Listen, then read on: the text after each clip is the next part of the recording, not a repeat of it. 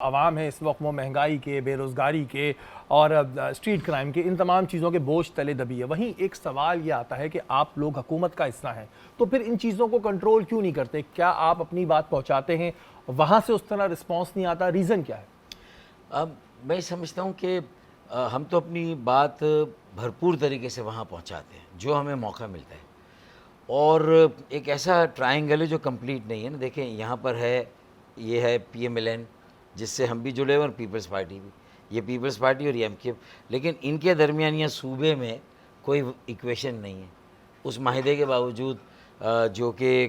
P D M 1 میں ہوا تھا 16 ماہ کی حکومت میں، جس کے ضامن شہباز شریف صاحب اور مولانا فضل الرحمان بھی تھے، اور آصف علی زرداری صاحب اور بلال بھٹو زرداری صاحب نے اس پہ سائن کیے تھے ایم کیو ایم کے ساتھ جب پی ٹی آئی کی حکومت سے الگ ہوئے تھے۔ تو میرے خیال میں ان 16 مہینوں میں بھی کچھ نہیں ہوا، صوبے میں کچھ نہیں ہوا، بلکہ یہاں تک بات پہنچ گئی کہ ایم کیو ایم کی تقسیم کی وجہ سے یا بہت سی اور وجوہات کی بنا پر جو اس کی اپنی غلطیاں اور خامیاں ہیں، اور کچھ سازشیں بھی اس کے خلاف مسلسل رہیں، تو سب کا ملا کے تو وہ سمجھ رہے ہیں کہ ایم کیو ایم کا وجود ختم ہو گیا۔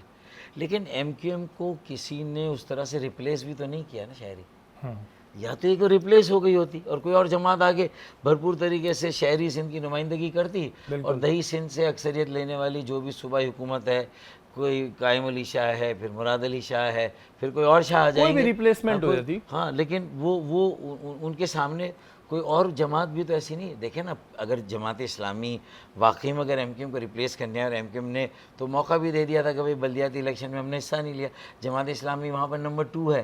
لیکن مجھے بتائیے کہ جماعت اسلامی نمبر 2 ہونے کے بعد 20,000 پینشنرز کا لڑائی ہم لڑ رہے ہیں، کے ڈی اے، کے ایم سی، 25 ٹاؤنز اور Karachi water sewerage board company,